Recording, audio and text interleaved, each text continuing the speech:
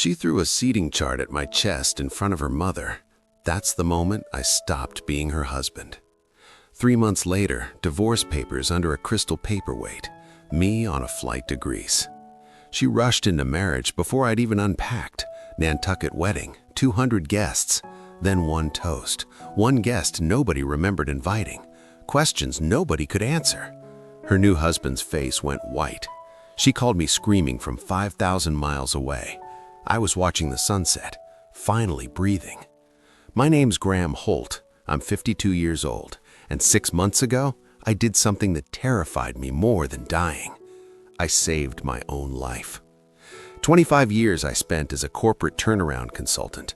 I fixed failing businesses for a living, restructured debt, identified the bleeding, stopped it, saved what could be saved, let go of what couldn't. Funny how I could see the rot in everyone else's foundation except my own. Vivian was an event planner, high-end Manhattan clientele, celebrity weddings, museum galas, corporate retreats where executives arrived by helicopter and signed NDAs before entering. She built beautiful things for other people and expected our life to match. Nothing was ever right. The apartment had to be in a specific building. The furniture had to come from specific designers. Our friends had to meet specific criteria I never quite understood. I stopped arguing around year 18, started sleeping in my home office around year 22. By year 25, I was a ghost haunting my own marriage. The night of the seating chart, we were at her mother's birthday dinner. Private room at a restaurant Vivian had selected. 12 guests, crystal glasses, white tablecloths. I'd rearranged the place cards, put myself next to her brother instead of some client she wanted to impress. She found out before appetizers. "You moved the cards." Her voice sliced across the table. Everyone stopped.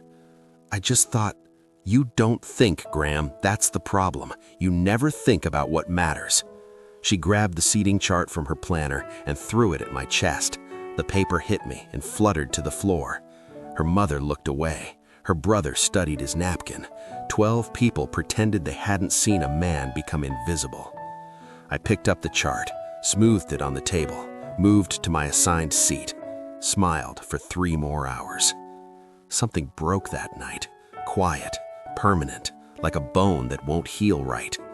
3 weeks later, I collapsed in my office. Heart. They said it was minor, a warning shot across the bow. My cardiologist used the word stress so many times it stopped sounding like a word. I drove home that afternoon.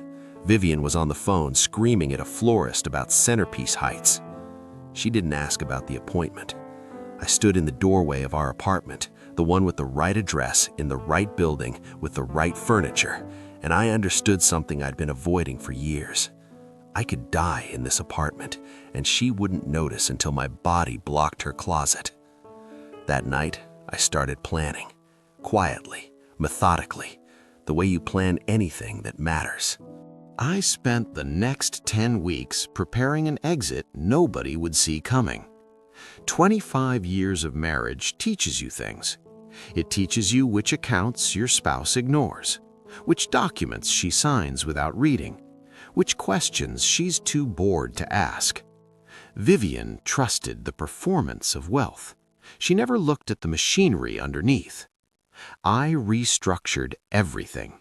Assets moved into trusts, properties refinanced, debts strategically arranged, all legal, all clean, all designed so that when I walked away, I'd walk away with my future intact. The apartment stayed hers, the furniture, the cars, the life she'd built on a foundation she never bothered to inspect, along with the debt. I told no one, not my colleagues, not my sister, not even my children. I couldn't risk it getting back to Vivian. She had a way of finding out things and weaponizing them before you understood what happened. We had 2 kids, Sloan, 26, forensic accountant in Boston, sharp as broken glass. She'd inherited my skepticism and her mother's persistence, but she aimed it at truth, not image. She saw through Vivian years before I found courage. Then there was Owen, 23, junior manager at a boutique hotel chain in Connecticut. Good kid, smart. But somewhere along the way, he'd bought his mother's story, thought I was the problem, distant, checked out, emotionally unavailable. All Vivian's words coming out of my son's mouth. The morning I left, the city was still dark. I placed the divorce papers under a crystal paperweight on her vanity, my keys on top, a note that read, "Everything's yours. I'm gone." No explanation, no forwarding address, no dramatic confrontation. Just silence. By the time Vivian woke up, I was somewhere over the Atlantic, drinking bad coffee at 40,000 feet, watching clouds pass beneath me like thoughts I was finally letting go. I landed in Chania, Crete, a small harbor town on the northwestern coast. White buildings, blue shutters, narrow streets that remembered centuries I'd never read about. I rented a small apartment above a bakery. The owner, Dmitri, spoke just enough English to welcome me. I spoke just enough Greek to thank him badly. Every morning the smell of bread woke me. Not an alarm, not Vivian's voice cutting through the silence with complaints. Just bread, warmth, life continuing without urgency. I walked the harbor, watched fishing boats return, painted watercolors that would embarrass a child, swam in water so clear I could see my shadow on the sea floor.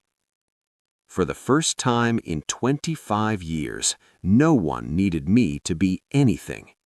I didn't call Vivian, didn't check her social media, didn't reach out to mutual friends. I already knew how it would go. She'd rage, she'd grieve, she'd find someone to fill the space I'd left. Someone who looked better on paper, someone who matched the image. I was right, but I didn't know how right until 4 months later when a message arrived that changed everything. The message came on a Tuesday. I was at my usual table outside a small cafe near the lighthouse, sketchbook open, coffee going cold. The Aegean stretched out before me, endless and indifferent. My phone buzzed. A name I barely recognized. Felix Tanner. We'd worked together 15 years ago, lost touch somewhere around the 2010s. His message was brief. "Graham, long time. Thought you should know. Vivian's getting married. Next month, Nantucket. Guy named Preston Calloway. Owns hotels up and down the East Coast. Happened fast. Everyone's talking about it. Take care of yourself." I read it twice, set my phone down, picked up my coffee. The cup was warm against my palm, solid, real. I wasn't angry, wasn't hurt, just curious, the way you're curious about a movie you walked out of halfway through. 4 months. She'd known Preston Calloway for 4 months, maybe less. Her sister would have called it reckless. Her mother would have smiled through clenched teeth. But Vivian saw what she wanted to see, and she wanted to see a man who matched her ambitions. I opened my laptop. Her Instagram was public. Of course it was. Vivian lived for visibility. The feed was exactly what I expected. Engagement photos shot on a yacht, her in white, him in navy, champagne glasses raised against a sunset that looked professionally enhanced. The captions read like greeting cards written by someone who'd never felt anything real. When you know, you know. Some people are worth the wait, ready forever. I scrolled through comments, friends congratulating her, clients leaving heart emojis, a few careful questions about timing. Those had been deleted, but the gaps in the numbering gave them away. Preston Calloway. I knew the name. Boutique hotel developer. Charming, polished, the kind of man who entered rooms expecting applause. I'd seen him at an industry gala once, couldn't remember which one. He'd been holding court near the bar, telling stories that made people laugh too loud. Vivian had laughed loudest. I remembered now, 3 years ago, maybe 4. She'd touched his arm during a joke, the kind that lingers half a second too long. I'd noticed, filed it away, said nothing. Saying something never changed anything with Vivian. I closed Instagram, opened a browser, started searching. Preston Callaway Hotels, East Coast expansion, recent acquisitions. The press coverage was glowing. Magazine profiles, business journal features, photos of him cutting ribbons outside restored historic properties. But something felt wrong. The timeline didn't fit. 3 new properties in 18 months? That required serious capital, the kind of capital that leaves traces. I searched deeper. SEC filings, credit reports, court records. What I found made me sit back in my chair. His primary lender had reduced his credit line 6 months ago. His largest property was underwater on its mortgage. There was a civil complaint, sealed but referenced in a legal newsletter from a former business partner alleging fraud. The empire looked solid, but the foundation was cracking. I didn't know it yet, but everything about Preston Callaway was about to unravel, and my daughter was already pulling at the threads. My phone buzzed again. This time the name made me smile. Sloan. Dad, we need to talk. It's about Mom's new husband. Something's very wrong. Sloan called 20 minutes after her text. I stepped away from the cafe table, walked toward the water's edge where the tourists thinned out. The harbor was quiet, fishing nets drying in the sun, an old man mending rope on a wooden dock. Dad, her voice was tight, controlled, the voice she used when presenting findings to a board of directors. How much do you know about Preston Callaway? Enough to have questions. Good, because I have answers. She paused. I heard papers shuffling. His hotel group filed for an extension on their quarterly reports. That's a red flag. His primary lender reduced his credit line. That's another. But here's what got my attention. I waited.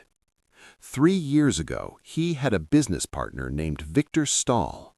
They were developing a property in Rhode Island together. Luxury resort, big plans. Stahl put up most of the capital. 18 months in, the project collapsed. Stahl lost everything. Preston walked away clean. How? Creative accounting.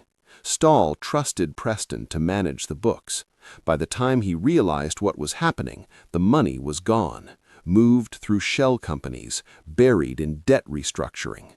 Preston claimed the project failed due to market conditions. Stahl claimed fraud. The sealed complaint I found? You've been digging too. I could hear the smile in her voice. The lawsuit was settled out of court. Stahl signed an NDA, but Dad, Stahl's filing a new complaint. Different charges this time. Wire fraud, investor manipulation. The filing date is set for 2 weeks after the wedding. I watched a fishing boat drift into the harbor, unhurried, patient. Does your mother know any of this? Sloan laughed, sharp and short. Mom sees what she wants to see. Preston drives the right cars, owns properties with the right addresses, talks about expansion like it's destiny instead of desperation. She's not asking questions because she doesn't want answers. And your brother? The pause told me everything. Owen thinks Preston is his ticket. He's been talking about transferring to one of Preston's hotels, management track, fast promotion. He called me last week to brag about it. You didn't tell him what you found? I tried. He said I was jealous, said I couldn't see Mom happy, said... She stopped. Said what? He said I was just like you, cold, suspicious, unable to let anyone enjoy success. I closed my eyes. The words landed exactly where they were meant to. Have you ever had someone you raised use your ex's words like weapons against you? Owen's young, I said quietly. He'll learn. The hard way, apparently. Sloane's voice softened. Dad, I'm flying out there to Nantucket. I told Mom I changed my mind about the wedding, want to support her new beginning. And really? Really, I want to make sure Owen sees what's happening before he ties his career to a sinking ship, and I want to be there when the questions start getting asked. What questions? The ones someone needs to ask publicly, about timelines, about financing, about how a man expands an empire while his credit lines shrink. I was quiet for a long moment. The old man on the dock finished his rope, stood, stretched his back against the sun. Be careful, Sloane. Always am. She paused. Dad, that old colleague of yours, Richard something, the one you helped back in 2016 with the consulting contract. Richard Yates. Why? I traced the guest list edition. Walter Pemberton was added 3 days ago through Richard Yates' staffing contacts. You reached out to him last week, didn't you? I smiled despite myself. Walter's an old family friend, very old, very trusted. Vata. Good night, Sloane. This isn't over. I know, that's the point. I hung up, walked back to my table. My coffee was cold. The sunset was beginning, orange and gold bleeding into the Aegean. Somewhere across an ocean, my daughter was packing a bag. My son was defending a fraud, and my ex-wife was rushing towards a wedding that would become unforgettable. I finished my cold coffee, watched the light change, waited. Richard Yates answered on the second ring. We'd worked together during my consulting years. He'd run a high-end event staffing company, caterers, servers, bartenders, for the kind of parties where guests arrive by private car and left with gift bags worth more than most people's rent. I'd helped him restructure after a bad partnership nearly sank him. He told me then, if I ever needed anything, call. I called. Graham. His voice was warm, surprised. It's been years. How's retirement treating you? It's not retirement, it's relocation. He laughed. Same thing when you do it right. What can I do for you? I explained, kept it simple. A name added to a guest list, someone who could blend in, someone with the right presence, older, distinguished, the kind of face people trusted without knowing why.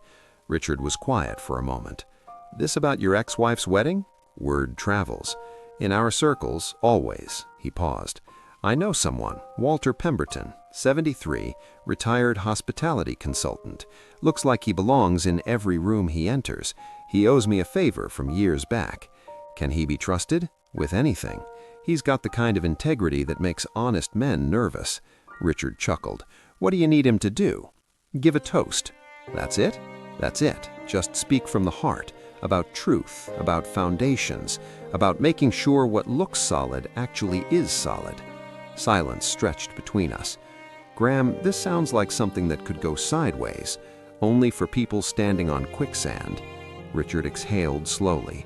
You're not the type to be petty, never were, so if you're doing this, there's a reason. There is. Then I'll make it happen. Walter Pemberton will be on the guest list as an old family friend of the bride. He'll request a toast slot, traditional, elegant. No one will question it. Thank you, Richard. Don't thank me yet. Just make sure whatever happens, it's the truth doing the talking, not revenge. I looked out at the harbor. The fishing boats were returning, nets heavy, day's work done. It'll be the truth, I said. It just needs good timing. Some people would call what I did revenge. I called it timing. After we hung up, I sat on my small balcony and watched the stars appear. The smell of bread drifted up from the bakery below. Somewhere inside, Dmitri was laughing at something. His wife's voice answered. Ordinary sounds, peaceful sounds. I thought about Vivian, about the woman I'd married 25 years ago, the one who'd laughed at my bad jokes and held my hand during thunderstorms. That woman had disappeared so slowly I hadn't noticed until she was gone entirely. replaced by someone who threw seating charts at my chest in front of dinner guests.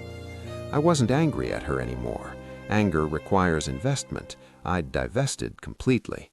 But I wasn't going to let her destroy my son's career by tying him to a con artist. And I wasn't going to let Preston Calloway charm his way through another collapse while innocent people paid the price. Walter Pemberton would attend the wedding. He would shake hands, smile warmly, blend in perfectly. And when the moment came, between champagne toasts and choreographed tears, he would ask the questions that needed asking. The rest would take care of itself. Truth doesn't need permission. It just needs a microphone. The wedding was beautiful. Sloan sent photos throughout the day, brief texts, clinical observations. Arrived, venue is stunning. Mom looks nervous. Owen is glued to Preston's side. Ceremony starting, 200 guests, full production. Vows exchanged, Preston's voice cracked. Mom cried on cue. Reception beginning, Walter just introduced himself to the wedding planner, said he's an old family friend. No one questioned it. I sat on my balcony in Crete, watching fishing boats return to harbor. The time difference put me 6 hours ahead, evening settling over the Aegean while Nantucket sparkled with afternoon champagne. My phone buzzed again. Toast starting, maid of honor just cried. Best man made a joke about Preston's expensive taste. Everyone laughed. I waited. Owen's up now. 10 minutes passed. Dad, Owen's toast was brutal. Said Preston represents everything a real man should be. Said Mom finally found someone who shows up. The subtext was not subtle. I read it twice, set my phone down, picked it up again. Walter's next. Here we go. Then silence. 5 minutes. 10. My phone rang. Sloane's name lit up the screen. Dad, her voice was breathless, urgent. Dad, you need to hear this. I'm recording. She must have held up her phone because suddenly I could hear the reception. Glasses clinking, distant music. Then a voice, older, measured, carrying the kind of authority that makes people lean forward. Good evening, everyone. The crowd noise settled. My name is Walter Pemberton. I've known the family for many years.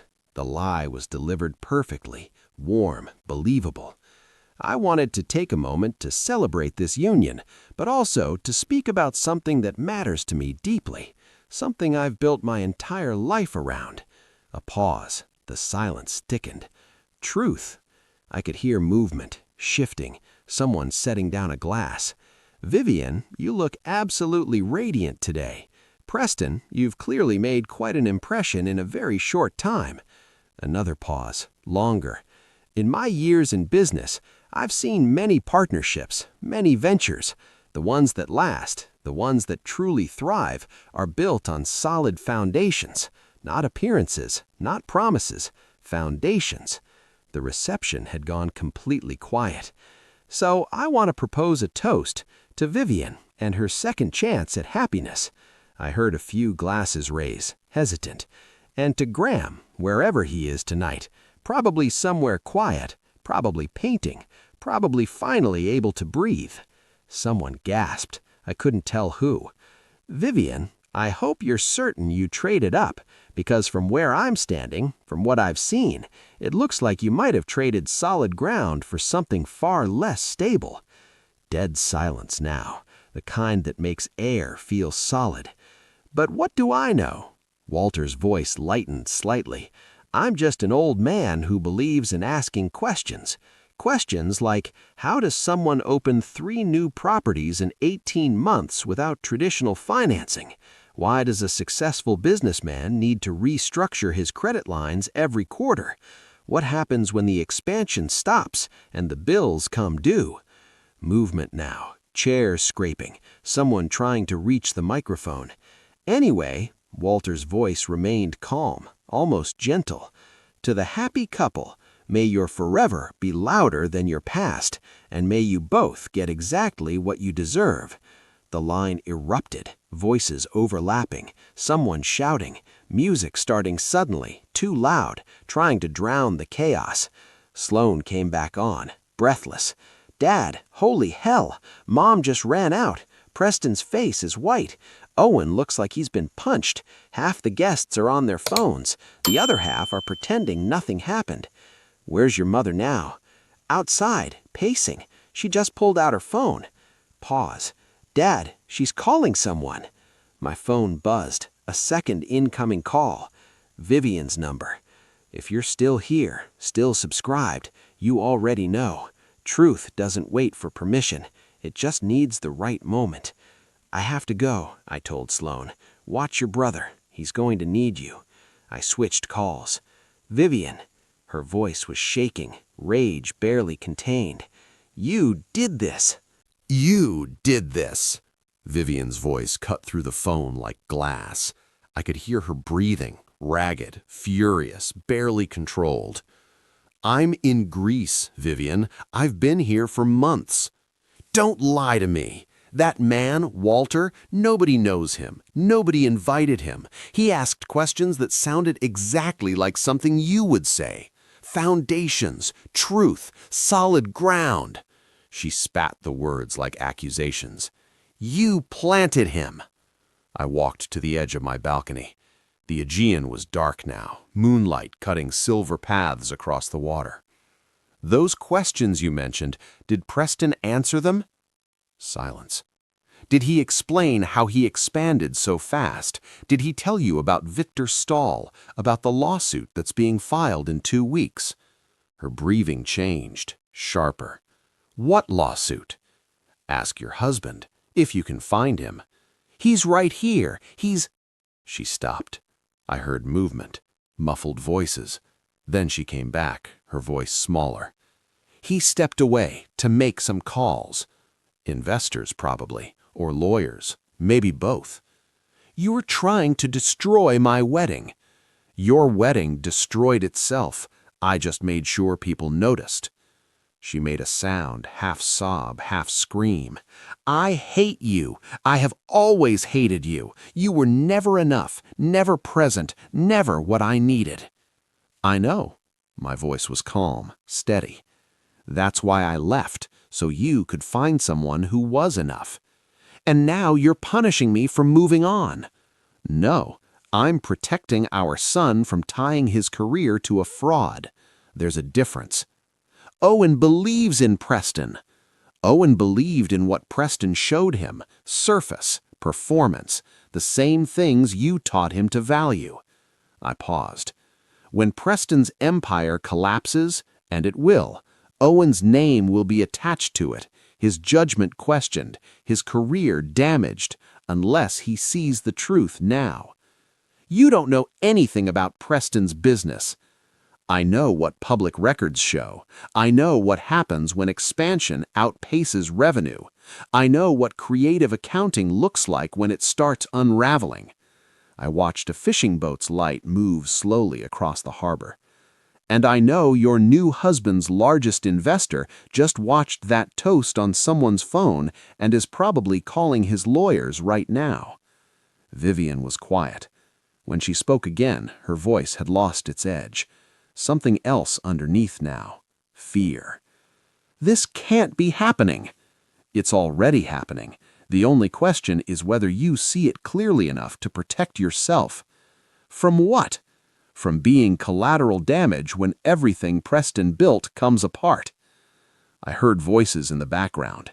Someone calling her name. Preston, probably, needing her to smile, to perform, to pretend nothing was wrong. "I have to go," she said. "Vivian." "What?" "When you're ready to see the truth, Sloan has all the documentation. She'll show you everything." The line went dead. I stood on my balcony for a long time after that. The stars were bright over Crete. The bread smell had faded, replaced by salt air and something blooming in a neighbor's garden. My phone buzzed. Sloan. "Video's online. Someone uploaded the toast. It's spreading fast." I didn't respond. Didn't need to. Truth had found its microphone. Now the world was listening. The video hit 3 million views in 48 hours. Someone had captured Walter's entire toast from a table near the front, Perfect audio, clear video, every word preserved. The internet did what the internet does. It dissected, it memed, it investigated. Within a day, amateur sleuths had connected Walter's questions to public records, Preston Calloway's credit issues, the sealed lawsuit with Victor Stahl, the pattern of expansion that didn't match any logical financial model. Business journalists picked up the thread, then mainstream media. Headlines started appearing. Wedding toast goes viral, exposes businessman's hidden debt. Bride's perfect day derailed by mysterious guests' questions. Hotel magnate faces scrutiny after reception speech. Sloane called with updates every few hours. Her voice shifted from breathless to clinical as the days passed. This was her world: investigations, documentation, connecting dots others missed. Preston's primary investors pulled out this morning, she said on day 3. The lawsuit Victor Stahl was preparing, he moved up the filing date. It's public now. Wire fraud, investor manipulation, falsified quarterly reports. How's your mother? Hiding. She's not answering calls. Her firm asked her to take a leave of absence. Clients were asking too many questions about her judgment. Sloane paused. Dad, there's more. Preston transferred assets into her name 2 weeks before the wedding.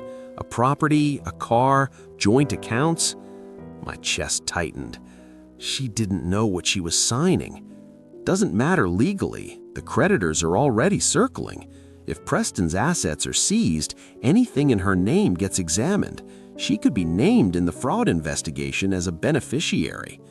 I closed my eyes. This was worse than I'd anticipated. What about Owen? The pause told me everything. His hotel chain is distancing itself from Preston. They issued a statement saying they have no formal partnership. Owen was positioned as the connection point, the guy who vouched for Preston, the groomsman who gave a toast calling him a model of success. That toast is online too. Everywhere, there are compilation videos. Owen's face next to Walter's speech, before and after. His judgment is being questioned publicly. I thought about my son, 23 years old, smart enough to analyze trends but blind to the manipulation happening in front of him. Is he okay? He's not answering my calls. I've tried 6 times. Her voice softened. I'm worried about him, Dad. Keep trying. I will. After we hung up, I sat watching the harbor, fishing boats returning, nets heavy, life continuing. I'd wanted to protect Owen. Instead, I'd accelerated his exposure. The video had spread faster than I'd anticipated. The consequences landed harder. Stay subscribed. Tomorrow's story might be the one you needed to hear first. My phone buzzed again. A text from an unknown number. This is Owen. We need to talk. I stared at it for a long moment. Then I typed back. I'm here. Owen called the next morning. My time, it was afternoon. His time, barely dawn. I could picture him, sleepless, staring at a phone that had become a portal to his own humiliation. Dad. His voice was hoarse, smaller than I'd ever heard it. I'm here, son. Silence stretched between us, the kind that holds everything unsaid. I've been watching the videos, he finally said. All of them. The toast, the news coverage, the Reddit threads where people are analyzing Preston's financials like it's a true crime documentary. I'm sorry you're going through this. Are you? The edge in his voice was dull, exhausted. Because you knew. Sloane tried to warn me. She said the evidence came from you. I dismissed it as sabotage. You were protecting your mother. I was protecting a lie. He exhaled shakily. Sloane showed me everything, the court filings, the credit reports, the timeline that never made sense. Preston was using new investor money to cover old debts, classic pyramid. I should have seen it. You trusted the wrong people. I trusted Mom. She's been telling me for years that you were the problem. Cold, checked out, emotionally unavailable. He laughed bitterly. Her words coming out of my mouth. just like you said." I walked to my balcony, the Aegean stretched out before me, endless and patient. "Owen, your mother isn't evil. She's lost. She builds her life on appearances because she doesn't know how to build it on anything else. I couldn't save her from that. I could only save myself." "And me? Could you have saved me?" "I tried. You weren't ready to hear it." More silence. I heard him breathing, trying to steady himself. "My firm put me on administrative leave, pending review. They said my judgment is compromised." His voice cracked. "I gave a toast, Dad, on camera, called Preston everything a real man should be. That clip is everywhere. How do I come back from that?" "Slowly, honestly, by being someone whose judgment can be trusted going forward." "What if it's too late?" "It's never too late to rebuild, but you have to start with truth, real truth, not the version someone handed you." I heard him shift, a door opening, wind in the background. He must have stepped outside. "Sloane said I could stay with her for a while, figure things out. She's been helping me look at everything differently." He paused.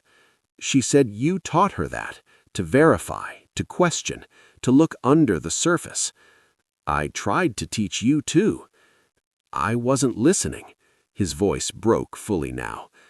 "Dad, I'm sorry for everything I said, for believing Mom's version of things, for not reaching out when you left, for calling you a coward when you were just trying to survive."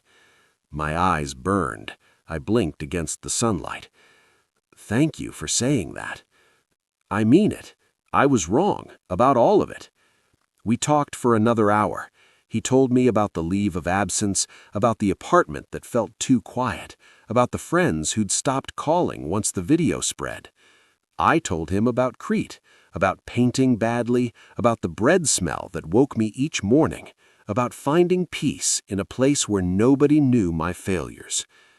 "Maybe I could visit," he said quietly, "when things settle down, see where you live." "I'd like that." "I love you, Dad." I hadn't heard those words from him in years. "I love you too, son." After we hung up, I stood on my balcony watching boats drift toward the horizon. My son had called me Dad again, had apologized, had finally seen through his mother's performance to the truth underneath. It was more than I'd hoped for, and it was just the beginning. 18 months later, I barely recognized the man I used to be. Preston Calloway was indicted on 12 counts of investor fraud. The trial lasted 6 weeks. He received 8 years in federal prison. His hotels were liquidated. Investors recovered pennies. The viral video was played during closing arguments. Walter's calm voice asking questions that Preston had never answered. Vivian filed for bankruptcy 3 months after the wedding. The assets Preston transferred to her name became liabilities overnight. Creditors took everything. Her event planning firm quietly dissolved. Last I heard, she'd moved to Arizona. Her parents helped with rent. She was working at a furniture showroom, a long way from celebrity weddings and helicopter arrivals.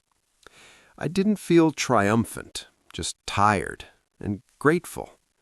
Owen stayed with Sloane for 2 months. She helped him rebuild, not just his resume, but his understanding of himself, why he'd believed his mother's version for so long, why he'd needed Preston to be real so badly. His firm reinstated him after 4 months, smaller division, less visibility, but they valued his new approach, methodical, questioning, never taking surfaces at face value. "I'm the most thorough analyst they have now," he told me during one of our Sunday calls, "because I verify everything, trust nothing that hasn't been examined." Sounds like you learned something. The hard way, but I learned. Sloane continued thriving. Her investigation into Preston's empire won industry recognition. She called it pattern work, finding the gaps between what people claim and what they can prove. "You taught me that," she said once. "You and your quiet exit.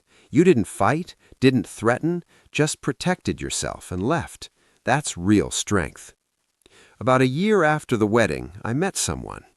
Her name was Eleni, 51, Greek. She owned a small ceramic studio near the old harbor. We met when I wandered in looking for a gift for Sloane. She recommended a hand-painted bowl instead of the tourist pieces I'd been examining. "You live here now," she said in accented English. "You should own something made by hands that know this place." We started having coffee, then dinners, then long walks through neighborhoods she'd known her whole life. She knew nothing about my past, didn't ask probing questions, just accepted who I was in the present. "You seem like someone who survived something difficult," she said once, "but you came out the other side. That's what matters." Eleni was widowed. Her husband had died 4 years earlier. Heart attack. She understood loss and rebuilding. "The second time you build something," she told me, "you build it better because you know what actually holds weight." Owen visited that spring. He and Eleni talked about art for hours. At dinner, he pulled me aside. "She's wonderful, Dad. Nothing like Mom. She actually listens." Sloane came 2 weeks later. She and Eleni bonded immediately. "She's a keeper," Sloane told me. "Don't mess it up." One evening, Eleni and I sat on my balcony watching the sunset turn the harbor gold. "You know what I love about you?" she said. "Tell me." "You're present, completely present, not performing, not planning, just here." Took me 52 years to learn that. Better late than never. She reached for my hand. We sat watching fishing boats return. Salt air, distant bells, life continuing without urgency. I thought about the man I'd been, stressed, invisible, dying slowly in a beautiful apartment with a woman who never saw him. That man felt like a stranger now. This man, sitting in Crete with a woman who knew his present better than his past, was someone I fought to become. Someone who chose peace over performance, truth over image, foundation over facade. Have you ever walked away from everything you built, only to discover you finally built something real?